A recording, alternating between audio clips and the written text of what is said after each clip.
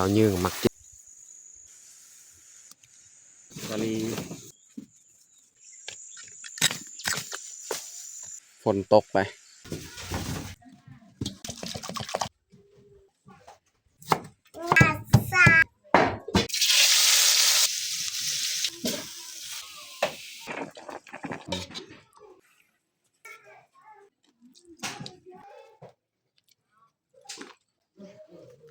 อย่าลืมกดไลค์กดแชร์และกดติดตามเด้อพี่น้อง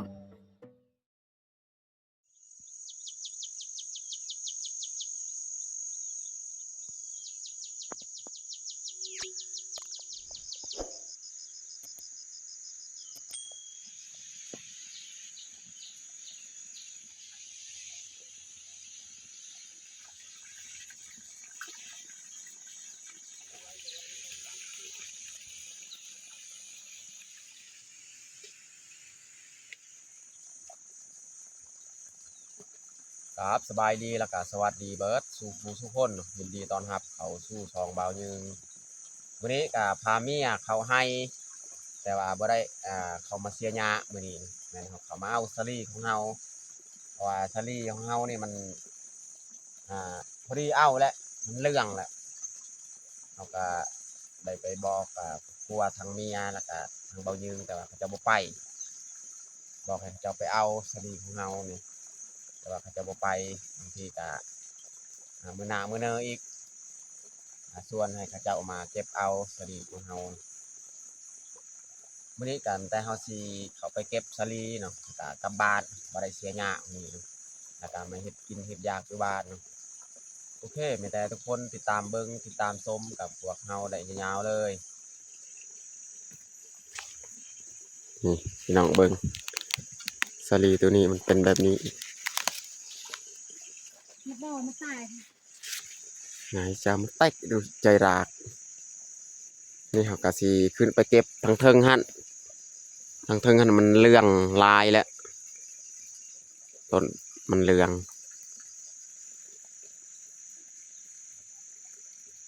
เมื่อวานนี่ฝนตกพี่น้องเนาะดนและฝนบ่ได้ตกเมื่อวานนี่มันตกตอนแรงเมื่อวานนี่เขากะสีขึ้นไปเก็บเลยนี่แถวนี้แหละเขาสีเก็บเอาสาลีนี่พี่น้องเบิ่ง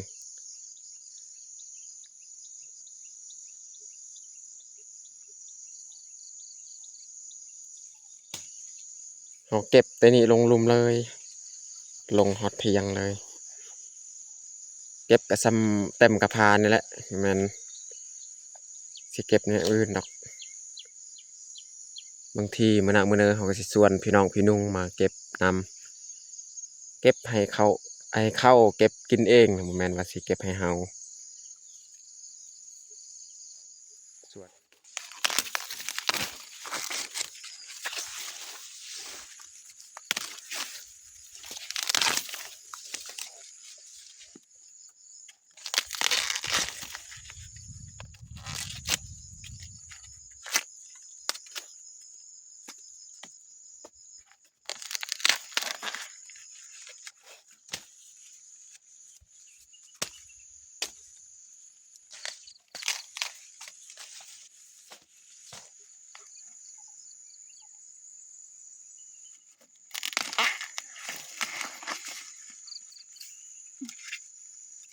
เราก็เอาสำเต็มกระพานี่ก็พอแล้ว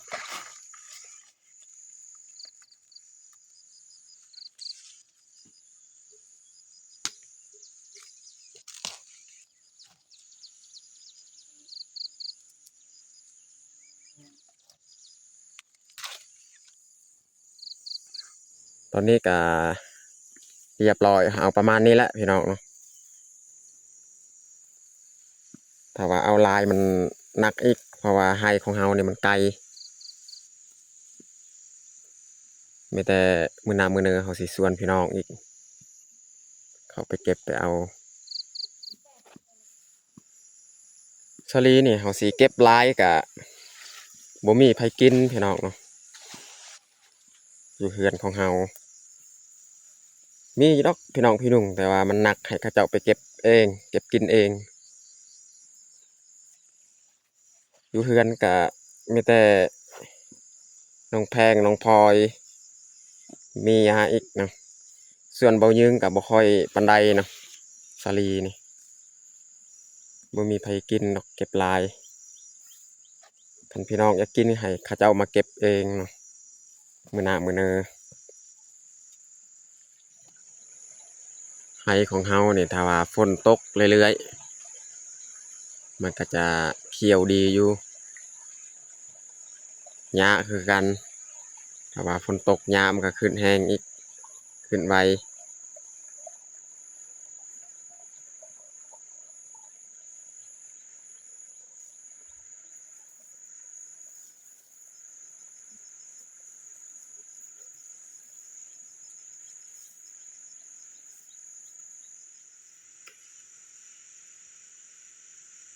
หาเก็บบักแตงเก็บยอดบักอึ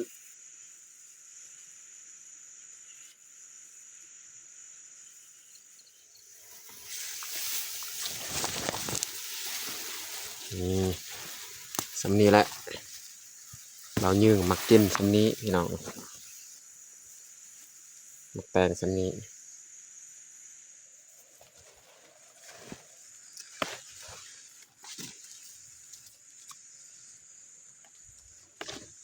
เก็บดอกมัน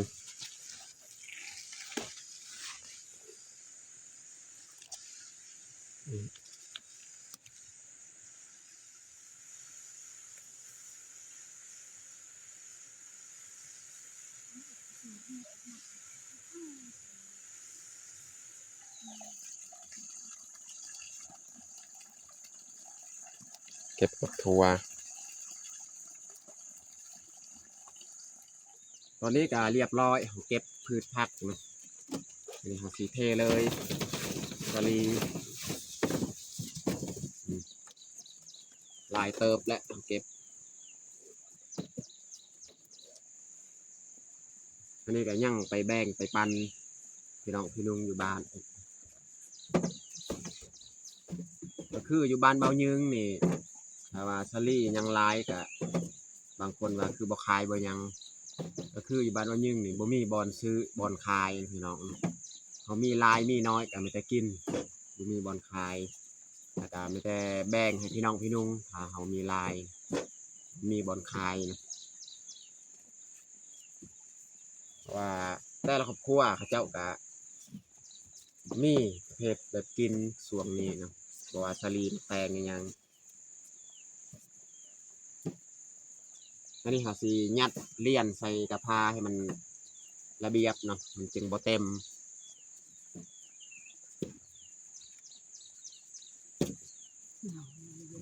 ลึกตักก็ในใส่เขาจะเลือกไว้ตัวนี้เนี่ยมันเรื่องแก่ๆนะมันเรื่องมันแก่เอาไว้บนนึ่งมันก็โตเขียวๆอย่างอ่อนๆเนี่ยกับบนนึ่งอีกเขายัดเรียนเป็นระเบียบเลย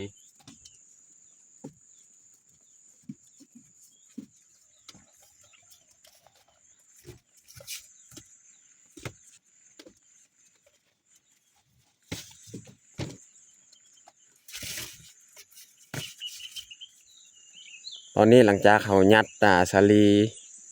เรียบร้อยเนาะเขาก็ออกไปเสียหญ้าอีกน้อยนึงอยู่เทิงฮะเพราะเมียว่าตอนนี้หากะ9 โมงปลายเขาก็ขึ้นไปเสียหญ้าก่อนจักประมาณฮอด11 โมงยังเขาก็ย่างกลับบ้านอีกเนาะเขาเสียจากประมาณฮอดนี่แหละจังหน่อยแล้วก็ย่างกลับบ้านอีกบรรยากาศครึมๆเลยพี่น้องฝนตกตั้งแต่แรงเมื่อวานนี่แหละฝนได้ตกมาโดนและฝนบ่ได้ตกสิเริ่มเสียเลยบ้านนี้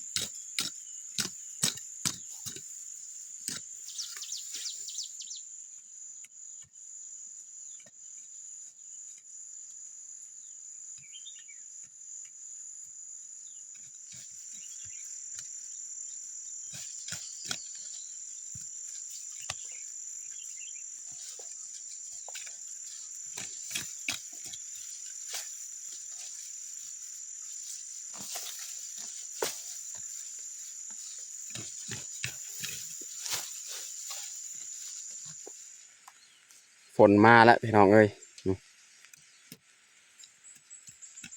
เสียหยาเขานึงฝนมาแล้ว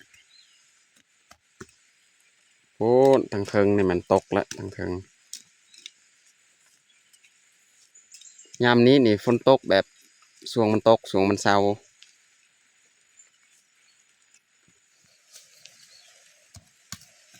ตอนนี้เขาก็สิพักพรพี่น้องฝนตกไปสิเกียมกลับบ้านเลย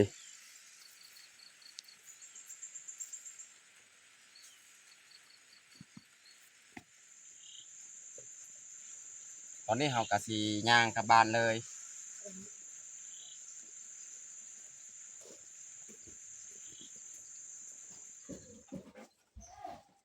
ตอนนี้เขาก็มาฮอดบ้าน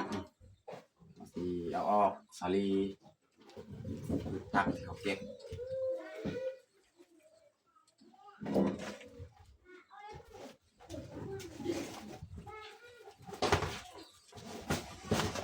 มีสาลีแป้ง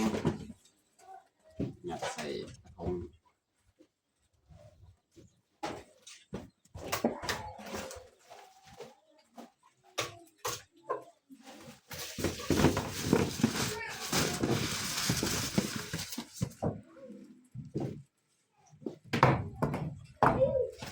ดีเต็มกระดงเลยอันนี้เราจะเอาหมากอ่อนเอาไปต้ม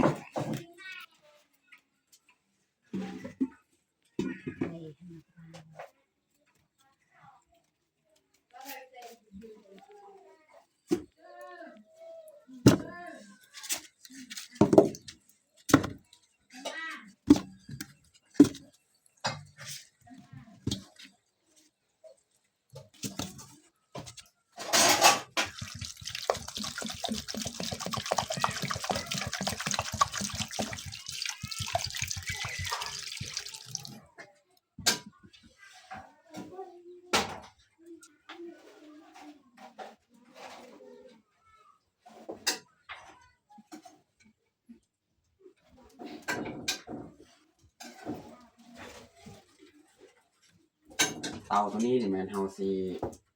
เฮ็ดกินตัวนี้เนาะเอาโพดไว้นี่เมียเอาไปล้างพืชผักก่อนส่วนสาลีนี่จักหน่อยเขาจะแบ่งให้น้องยุงสำหรับอาหารเที่ยงมื้อนี้นี่แม่นเฮาสิ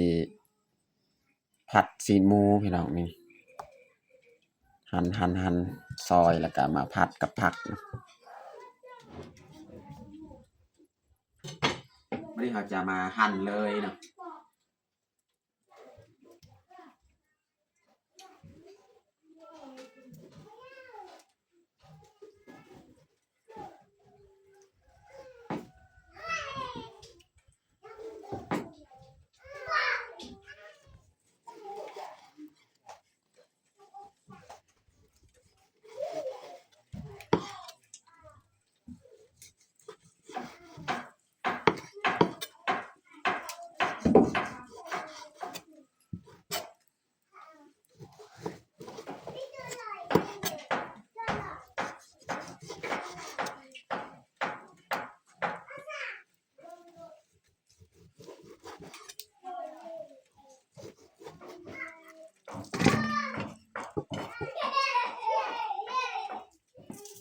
วันนี้เราซอยซีนก็เรียบร้อยเราสิเตรียมเครื่องปรุงอีกอันนี้เมียสิตำมักพริกกระเทียมเราสิไทยเลยนะ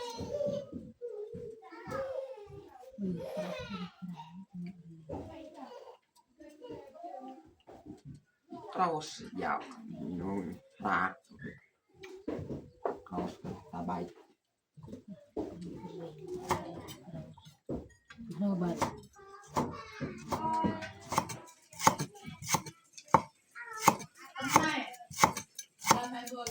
ซอยหัวสีไข่ซอยชีน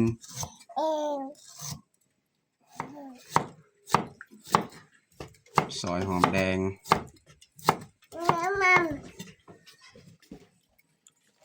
ใส่หัวสีไข่ แล้วก็ใส่ขิงอาจจะตำเลยกับขิงมันจึงเอายำว่าเป็นก้อนเป็นตอนเนาะ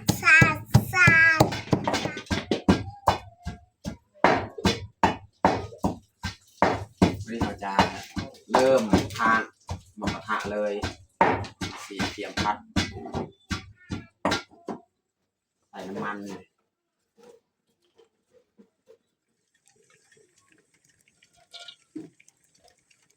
ใส่น้ำมันกับประมาณนี้แหละ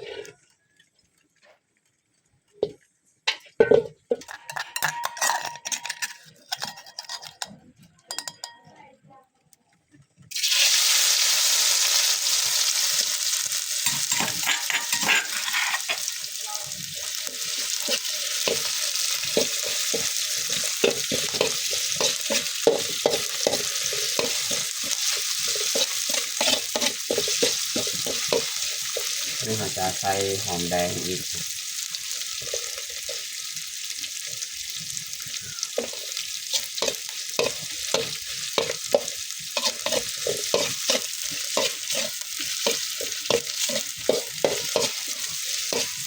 แล้วก็ตามด้วยครีมของเราอีก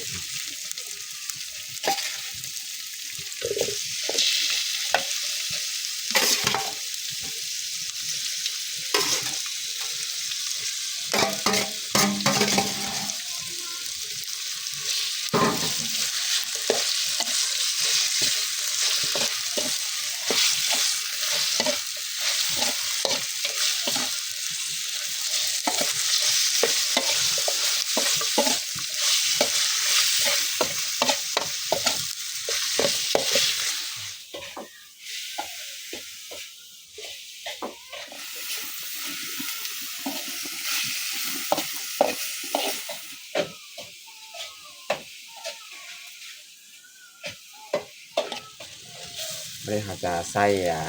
ใบขี้หูดอีกนะสีใส่ใบขี้หูด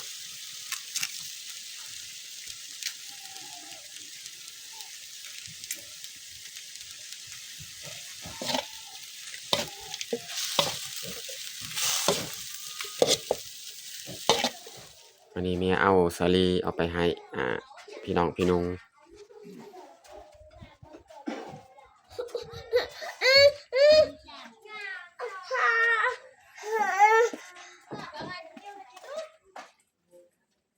เมียจะปรุงเกลือเป็นนัว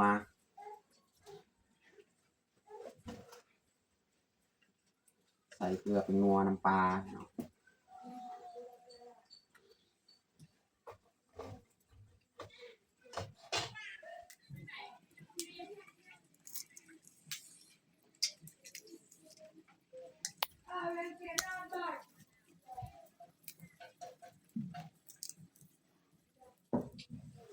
วันนี้เราสิใส่ผักเลยเนาะใส่ยอดคือ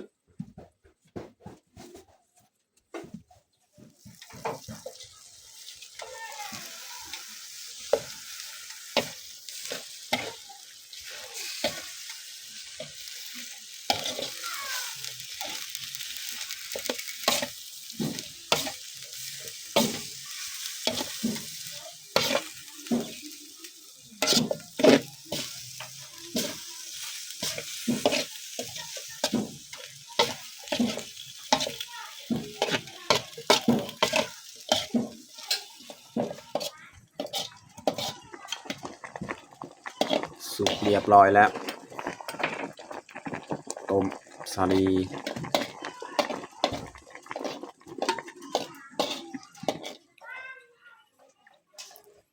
อันนี้เขาจะตักออกใส่กระดงให้มันเย็น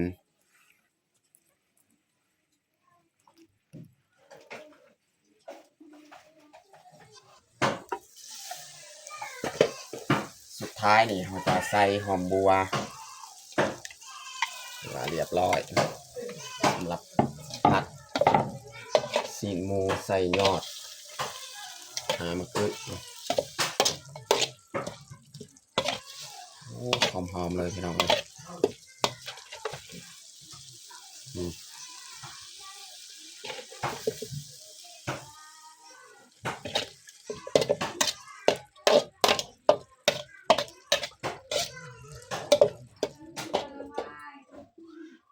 บร้อยเนาะ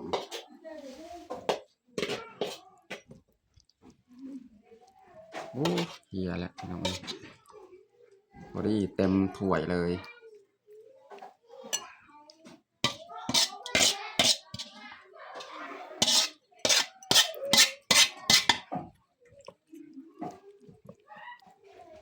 พอดีเลยน้อง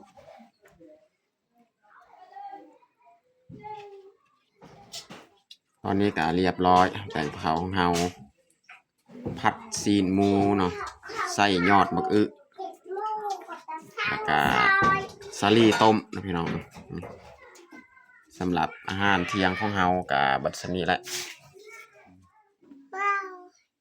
ตอนนี้ก็เรียบร้อยเฮาแต่งข้าวของเฮาแต่เฮาจะลงมือกินข้าวเที่ยงเลยเอามาเด้อมากินข้าวเที่ยงน้ำกันเอาน้องพ่อยเอิญลุงปามากินข้าวไปเอามากินข้าวเที่ยงนำกันเอามาเด้อทุกคนมากินข้าวเที่ยงนำกันมากิน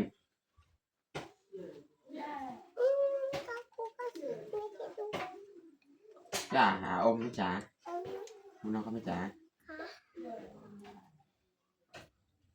อมมุกเลยเคยว่าเอาไว้พิจารณาอันนี้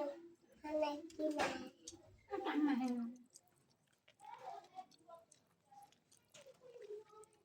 พลอยนี่มักกินสลีเผาสลีต้มนี่กินได้หลายเลยน้องพลอยกินอย่าจับหน่อยถึกแง่ใส่ตา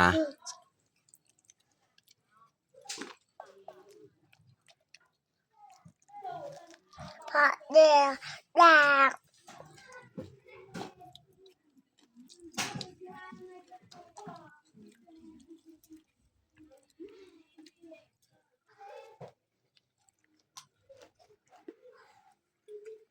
กดเจอเองcái này đầu cô cháu hãy đọc đầu đầu cô sao mặc cháu không